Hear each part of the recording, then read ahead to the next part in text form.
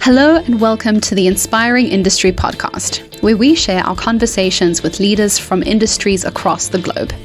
Visit us at FineliightMediaGroup.com for access to our 9 publications and ways that we can help make your business grow.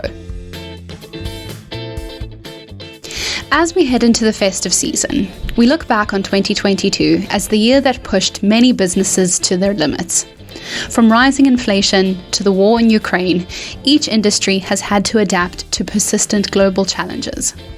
In this episode, we share the insights from 3 companies that have navigated the turbulence with exemplary success.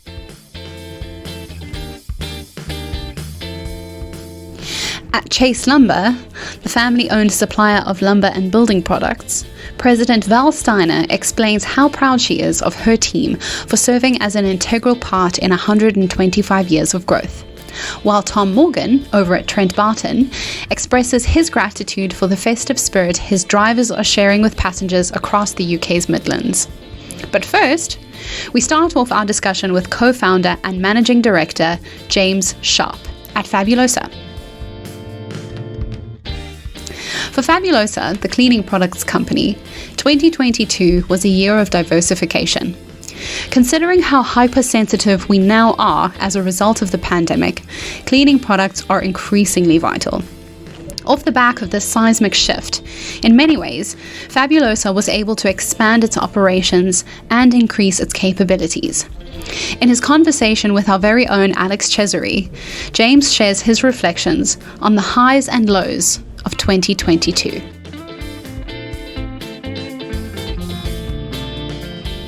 It's been about a year since we last featured Fabulosa in Manufacturing Today, so it'd be good to get initially caught up to speed. So as 2022 will be soon drawing to a close, it'd be nice to reflect on that year. So how has the business been for you, and what milestones have you achieved in that time? Does anything in particular stand out that says, yes, this was a good year?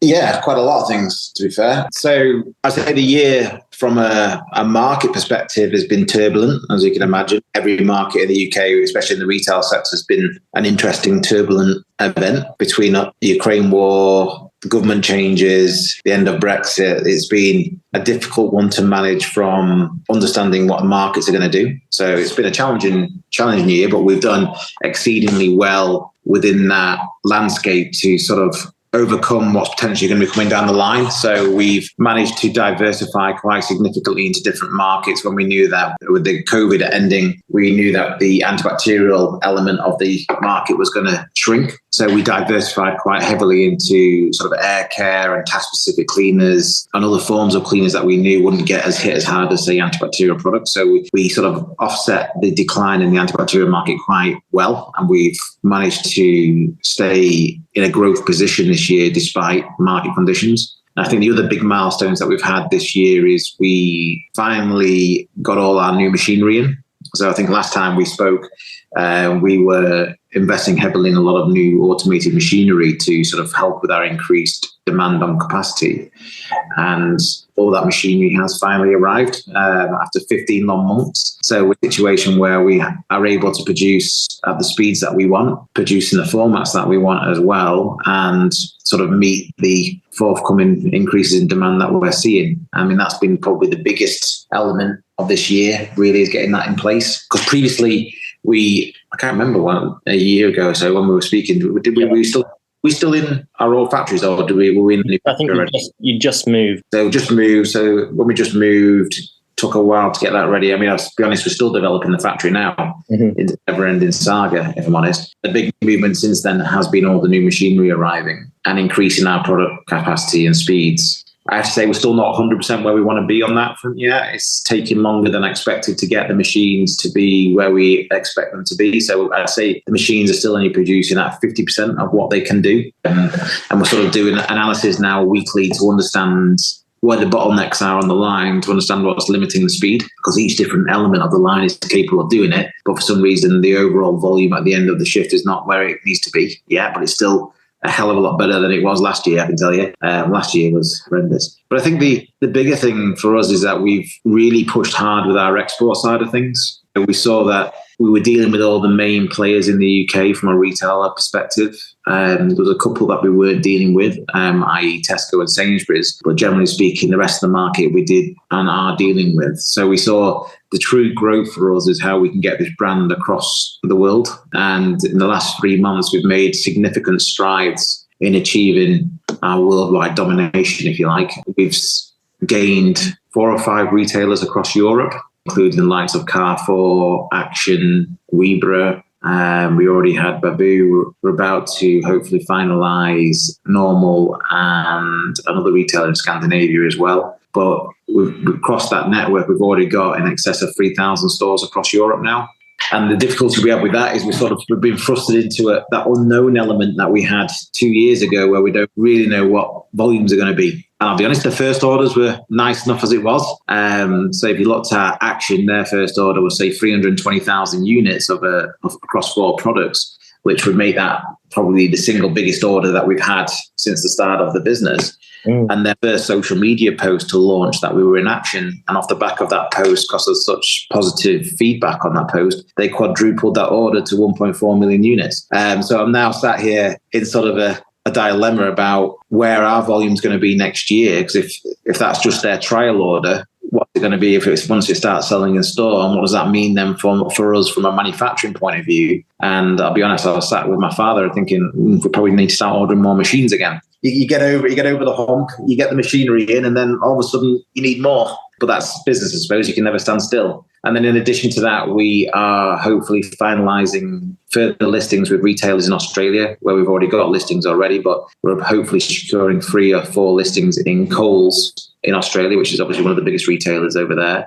And we're starting our conquest into the US also. And we've picked up a few random countries like Malaysia, Cameroon, Ghana, Nigeria, believe it or not, Iraq, and everywhere that ends in Stan. So we're making a lot of edgeways on that front. It takes time, though. Once you've unlocked the listing, it can take 3-4 months to sort of get the ball rolling with that retailer. But we're certainly on the journey now, where we weren't a year ago. So if you looked at a year ago, export was not even 1% of our business. We're expecting that to be at least 30% of our total business within the next 12 months. But as I mentioned, that sort of throws us into turmoil again from a manufacturing point of view of what does that mean? And the problem is no one will really give you any true forecast until they see it in store for a couple of weeks to see how it's selling through. And we're only just getting to the point where the products arrive in that store, if that makes sense.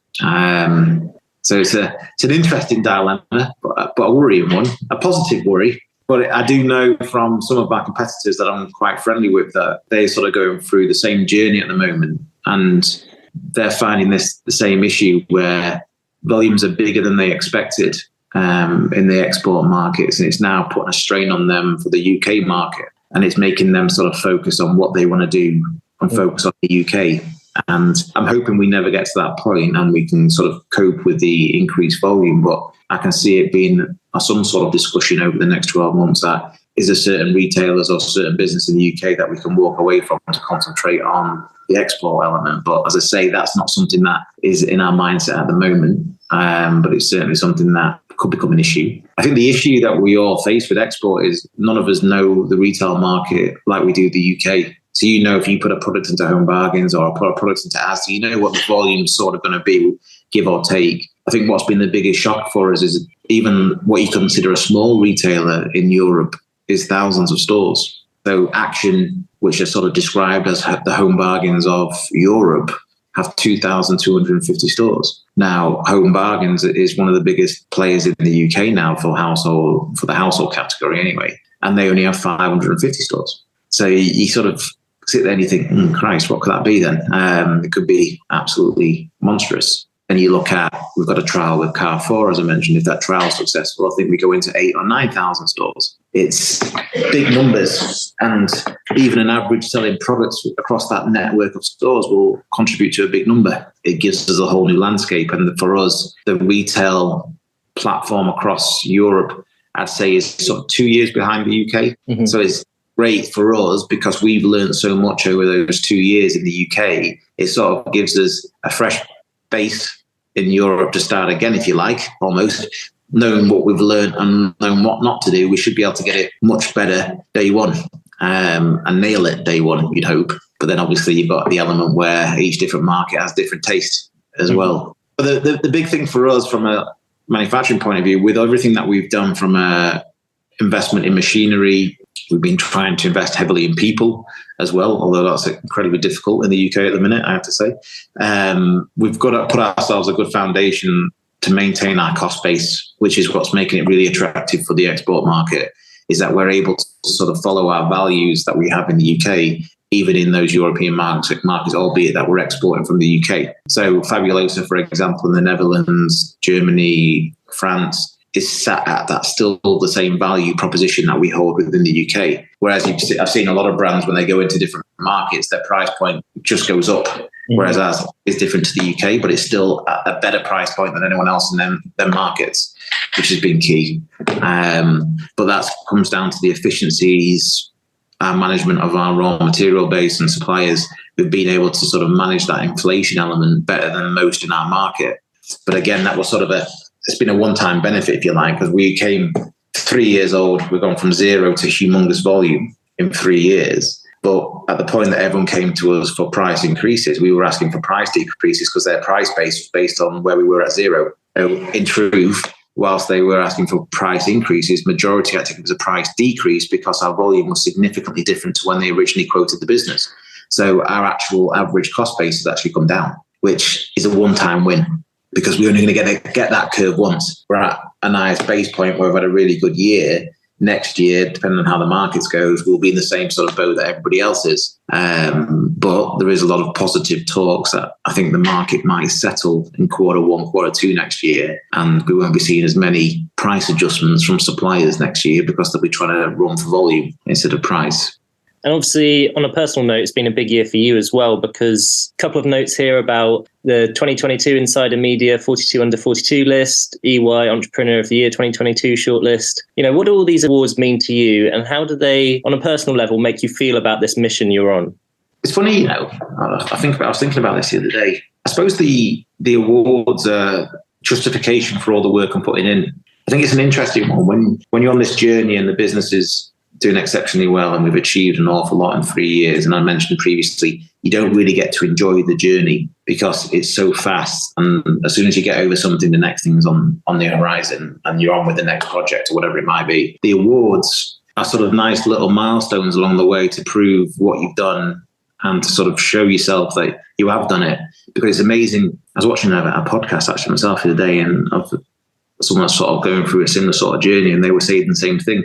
You strive for something, and once you get there, you realise, oh, well, it wasn't really what I was striving for, and then it ends up being the next thing that you're going for and all the rest of it. And you end up really ever being happy, if I'm honest, because you think that when you're 21 or whatever it might be, and you're looking at your life and you think, right, I think I've made it if I've achieved this. And then when you do actually achieve that, you sat there and you're going, well, not fulfilled. And it really wasn't what I was looking for. And then you then come up with something different that you're looking to go and achieve. So for me, the awards are probably the only thing that keep me in touch with what I'm actually achieving through the years, if that makes sense. And obviously it's amazing to be even being put in the bag, if you like, for the awards, never mind potentially winning them. I never expect to win, if I'm honest. It's always a surprise, but I think it is a testament to the journey as a brand and what we've been doing. And I think it is just a nice little reward for all the work that you put in, because you do, when you're on these journeys and you put in your life and soul into a brand, and a lot of people will say the same, you give up a lot. Like, I have 2 young kids, a wife, and even when I'm away, which I do get to go away a lot, I'm working every day still. And even then, your kids are saying to you, why are you on your phone all the time and all the rest of it? And I'm saying, I'm on the phone so you can be here. But it's not really acceptable because they don't get any real valuable time with me. Again, that's probably why the reality is that those sort of awards and those things are the only thing that keep you sane, if that makes sense, because it shows you what you're really doing and that people are seeing it. Because I'll be honest, family don't see it to that degree because they just think, oh, you're always at work and you're committing all your life to work and you don't give any time to them. It's a positive scenario, but as I say, it's funny. A lot of people say to me as well, what do you think it means to be an entrepreneur? And I always struggle to sort of define that, because to be an entrepreneur, you have to sort of give up your life a little bit. And it's almost a commitment. Being an entrepreneur, and I actually think now, is almost a commitment to never being happy, because you're never satisfied. It's funny, I've only just really thought about that. It's only because I was listening to something last night that I sort of understood my own brain a little bit, is that that's the reason why you become an entrepreneur, because you're constantly looking for the next thing to satisfy you. And when you get it, you're never satisfied. So you go for the next thing, and it just keeps you going, thinking at some point you'll be happy and satisfied with what you've done. Interesting one. People are sort of driven by financial reward. Clearly, money does bring happiness and ease, but I wouldn't say it's my biggest driver anymore. I think the award process has sort of opened the door to this. Is that for me now, the big reward for me is to get this brand to be a worldwide brand. If I can turn around and say the brand is in retail outlets across 30, 40 countries across the world, I think that'll be the biggest achievement, not what that brings to me as a monetary point of view. One point I found particularly poignant in our conversation with James was the fact that it really is about the journey in this industry. It's so easy to lose sight of the milestones achieved and the people that pushed us to achieve them. Fortunately, over at Trentbarton as well, people are everything. And in the approach to Christmas, the company is doing its level best to show gratitude for its passengers and its team, without whom none of its success would be possible.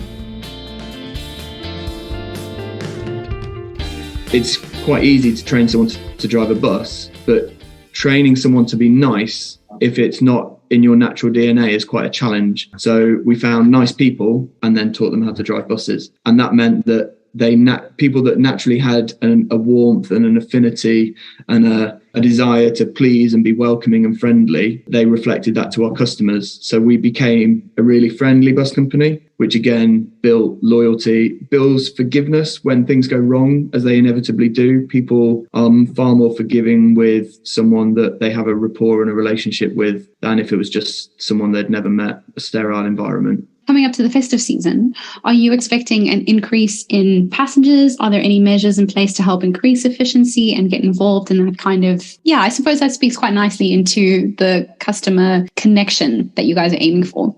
Yeah, so we naturally always see a ramp up in the build up to Christmas. It's quite a busy time for us, not because of naturally you see slightly different travel patterns, because people do sort of late night shopping. There are like work nights out, and we know that people are quite keen to get into town and spend their money, which is obviously good for us, and we're trying to encourage them to do so using the bus. We've always had this sort of community, because we're a local bus company and an independent bus company as opposed to a PLC. We're very much owned by local people, and everyone within the business is a local person. So it's sort of from local people for local people. And because of that, we try to do lots of community engagement type stuff as well, especially in the build up to festive season. So we're doing something with a homeless charity, a local homeless charity, where our driving team, and this has all come from the driving team. So they suggest things that we should do. So someone suggested that we should do something where you basically buy gifts or essentials for a local homeless charity, and then we'll donate that to a local homeless charity. Just before Christmas, we do quite a bit of promotion of local fairs and sort of farmers markets and all those sort of festive markets and things that go on around the patch, and even on buses. So like Red Arrow, which is one of our flagship brands that runs between Derby and Nottingham. There's 9 coaches on it. So every year we name each coach one of the reindeers. And then people will sort of try and travel on or collect all the reindeers in the build up to Christmas. So we try not to take ourselves too seriously as well. And again, that's all just part of the overall brand, and just trying to, again, it's about being friendly, isn't it? And approachable, and we want to be welcoming. So silly little things like that help with those sorts of things. I think we plan to put little Santa hats on our logo, and we dress our drivers up, or drivers volunteer to dress up as Santa. And then we do like a spot Santa competition, where if you can get on a bus and Santa's driving it, have your photo taken, you can enter it into a prize to win whatever it is that they can win. So fun. Yeah. I suppose for most of us, this time of the year becomes quite reflective of the year that's gone by. From your perspective, what are your thoughts on 2022 for Trentbarton? I guess it's been a year of of almost just trying to regain normality. And we've almost had to force ourselves to do that to a degree, because there are lots of things that we got into the habit of doing during the pandemic that we've had to re-break those habits. And we started doing so more and more recently, some of which is stuff that historically we've been really good at, which is having our local teams get out and about on the patch and interacting with people in a face-to-face environment. Because I think during lockdown, everyone became a bit sterile, and there was lots of like calls like this rather than direct, interactive, face-to-face engagement. That happened throughout the business. So what we've just started doing again is getting our local teams out and about on the network, so in marketplaces, in bus stations, and just doing little giveaways and things. We do sort of like little customer rewards just randomly on different months, where we jump on buses, hand out breakfast just as a delight the customer day, just to say thanks, we appreciate you using our services. And people are always overwhelmed by things like that. In the run up to the World Cup, we're doing something internally with our teams where every day England are playing, we're giving them they don't know this yet, but we're giving out cupcakes in the canteens just with like little England flags on them. So we try to do the engagement thing both from a customer point of view and in an internal environment type view, because obviously the culture within the business is absolutely important, because that's what's reflected out on the road and in front of customers. So yeah, but 2022 has been a challenge, but I think we're optimistic that we're coming out the other side of it now, and actually there are lots of opportunities out. We've done quite a lot of hard work, some of which has been quite negative, in adapting the business back to what the new normal is and creating a network that is suitable for the current level of demand and where we expect the future to be, as opposed to what it was like pre-pandemic, because things have inevitably changed, which has resulted in some frequency reductions, some service cuts. But we've sort of gone through that process now, and we're now looking forward to stabilising the network and how do we build from here. Perfect.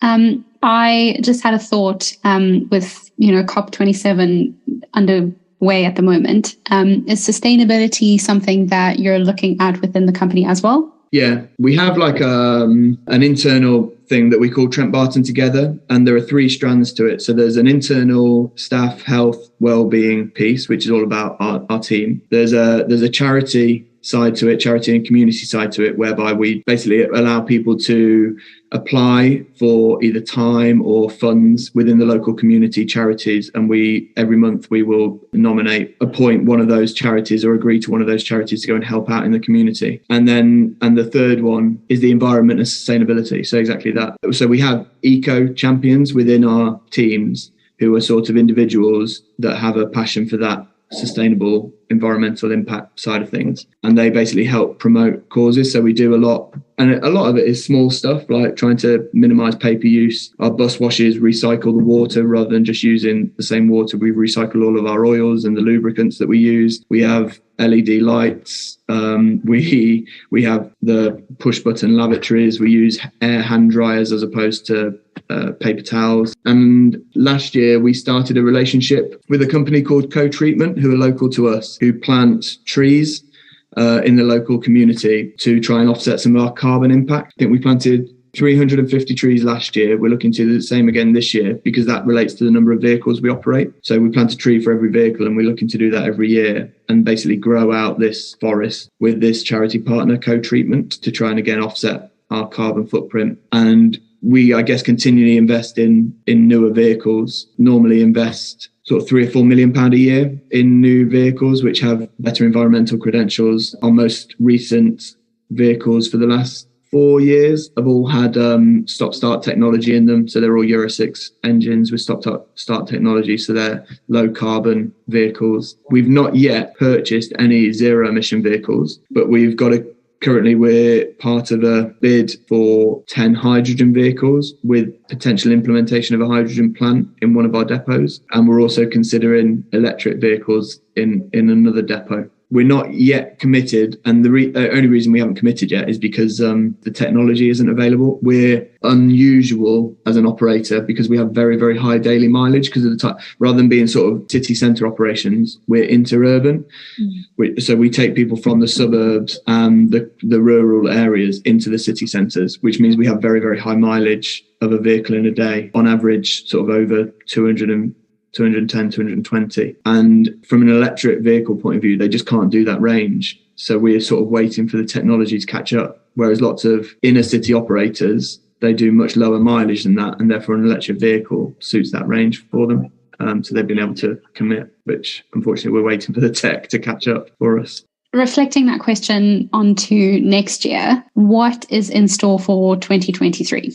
I think reassuring customers and getting them back to using public transport, more of promoting our environmental credentials and how every single journey that someone chooses to take by bus rather than in the private car has a massive impact on the environment, and trying to help not just our customer base, but particularly our other motorists and other road users of the benefits of using public transport from an environmental and sustainable point of view, as well as just from the congestion and the impact of our cities, therefore on the economies of those local cities, that trying to reduce the amount of congestion. We've got a lot of work to do with our local authority partners. They've had quite a lot of the BSIP funds. Of the 7 authority areas we work in, 4 have received money from central government for the bus service improvement plan. So there's a lot of funding that we can take advantage of to see significant improvements in bus services, making them more efficient, making them quicker, more reliable. But then I think a lot of it will then be continuing to do the things that we know work with our customers, delivering them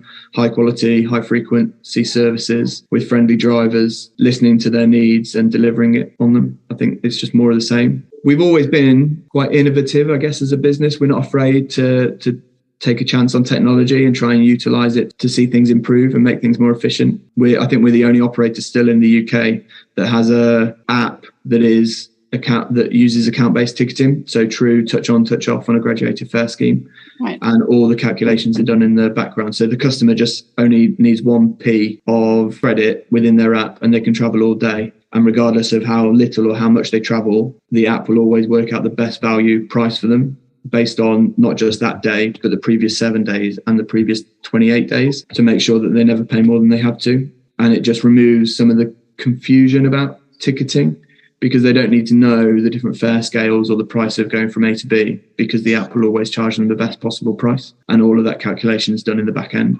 So trying to make things simpler and easier for a customer base through technology where available. And yeah, I guess looking forward to taking on a challenge of I think it is an exciting time for the industry because we have reset, and I think everyone's accepted that we need to now take this opportunity to really encourage people to use a sustainable mode of transport. I think the pandemic has done a number of things, but one is it's made people realize the value of active travel and sustainable travel, and that actually habits do need to change. And part of that, I think people are more aware now of the environmental impact of transport. People need to use sustainable modes such as the bus. And it's our job to help remind people of that and to make using the bus not a last resort, but instead a primary choice, to make bus travel attractive so that people want to do it as opposed to feel like they have to if they've got no alternative.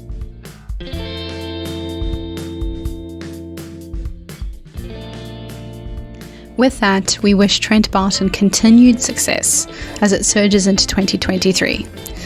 Our last segment, where family really comes to the fore, is in our conversation with Val Stiener of Chase Lumber. Val's candor regarding opportunities for women in the construction industry is so refreshing and highlights that, regardless of your background, if you have your sights set on a goal, nothing should hold you back. Over to Val. We hit a monumental year, right, in service.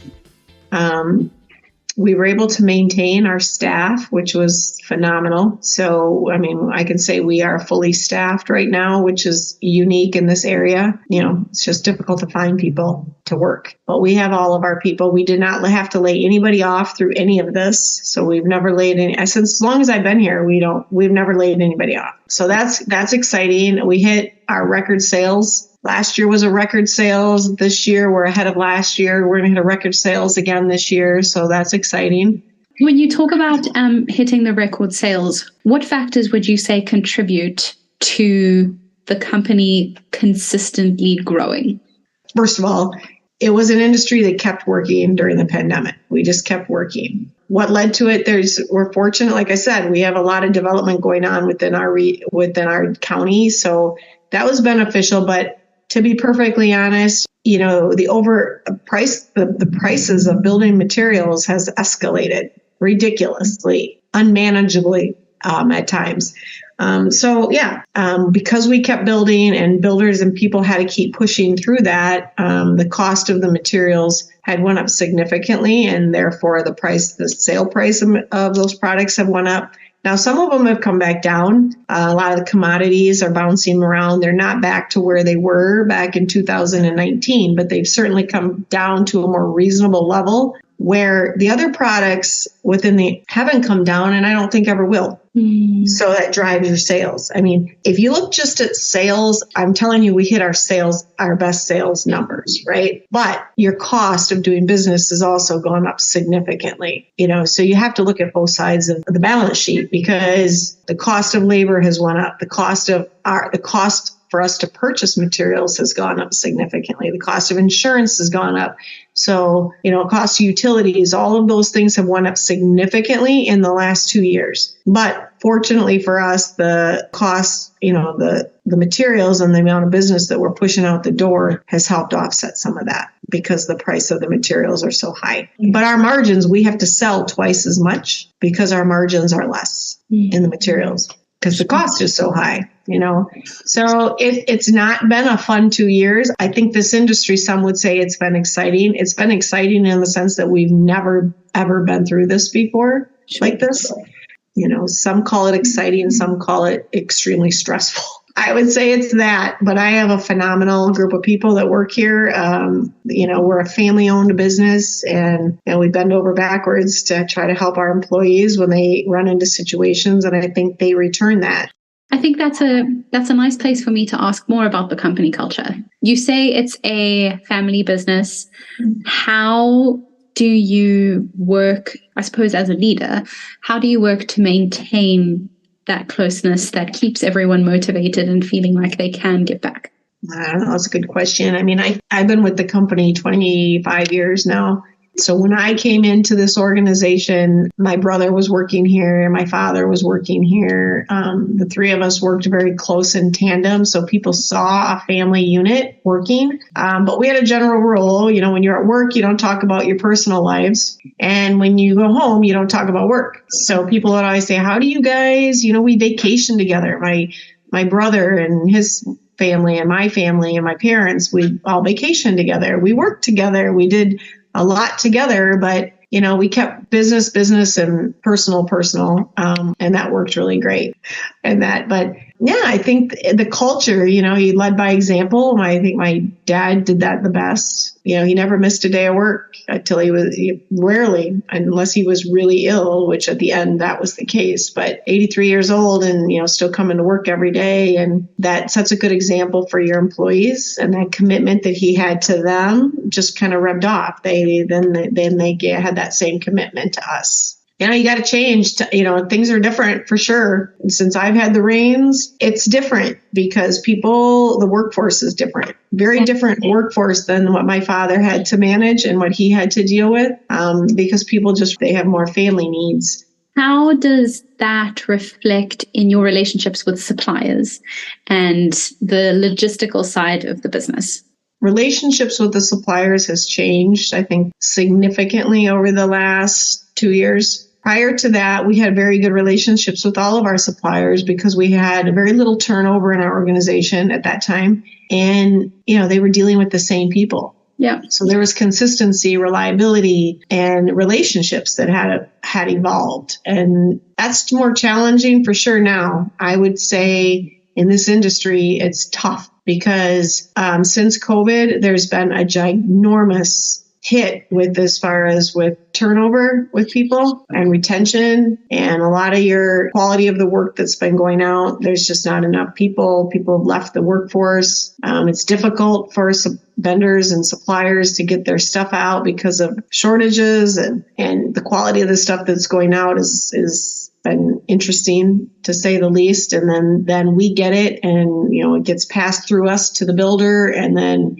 it becomes a real issue to how to resolve issues that occur. And there's a lot of them. And it's difficult because there's been such a huge turnover that you can't even get the support from your vendors. That's been difficult. Yeah. You've got good ones, that do their best, but it's difficult to resolve any issues or problems, and there's no consistent quality of product anymore. How do you see that issue mitigating itself? Or is that something that just will take time? It's going to take time. I think a lot of the supply chain has got to get figured out.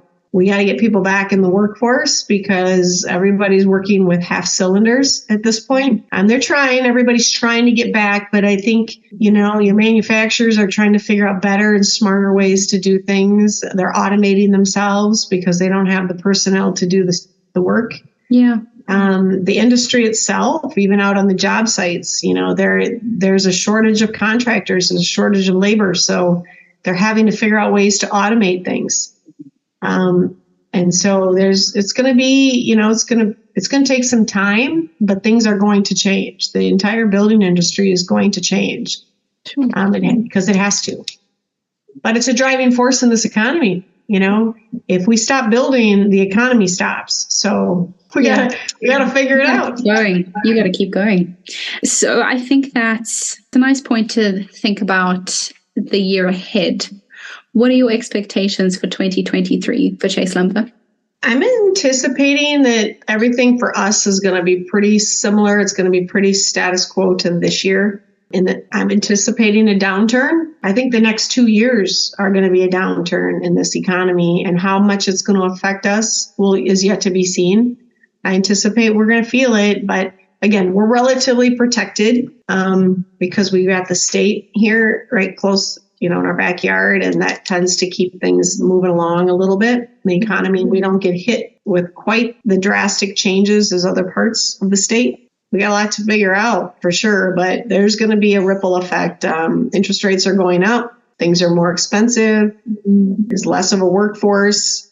Something's got to give. Something's got to crack. It's because it can't sustain like this for sure. In this game, you gotta keep growing or you fall behind. So there's lots of acquisitions occurring within this industry every day. Either people purchasing or people selling.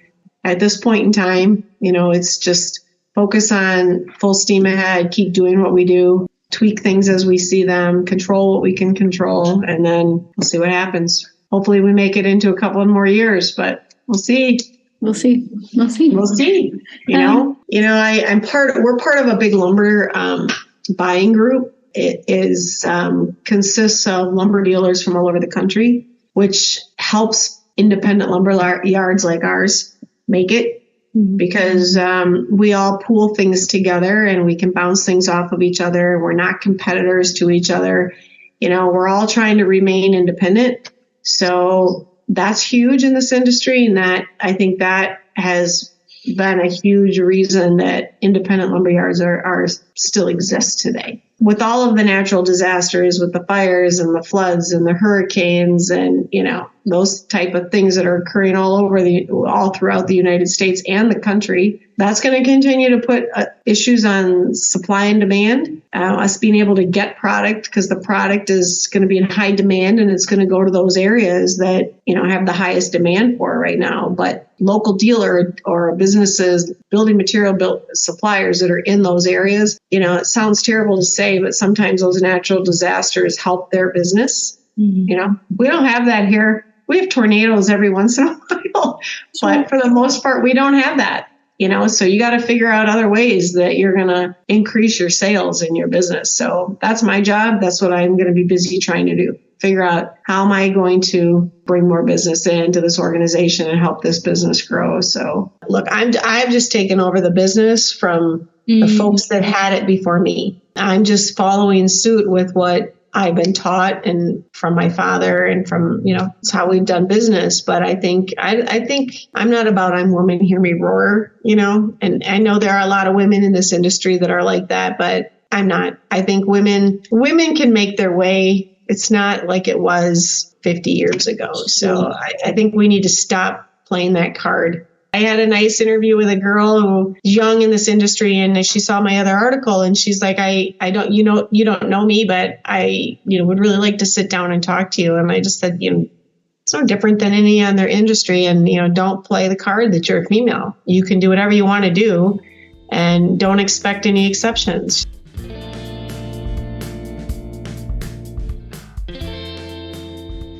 And that's all we have for this episode. We'd like to extend a warm thank you to James, Tom, and Val for joining us. And from the team here at Finelight Media, it has been a dynamic and insightful year, as we have had the opportunity to learn from the likes of Mercedes-Benz USA, Tufnells, Bloomingdale, and Topso, to name a few. When we return next year, we look forward to more inspiring stories from those leading the way in industry today. From us to you, have a Merry Christmas and a splendid New Year. See you next time.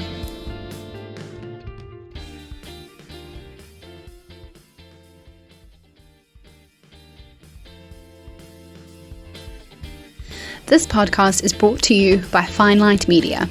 We'd like to extend a special thanks to Alex Chesery and Danielle Champ, who produced the episode, our sound engineer, Paul Giddings, design by Charlie Prothero, Amy Jilks, the guest booking manager, and our editor, Libby Hammond, and assistant editor, Mary Float. The views, information, and opinions expressed during this episode are solely those of the individuals involved and do not necessarily represent those of Finelight Media and its team.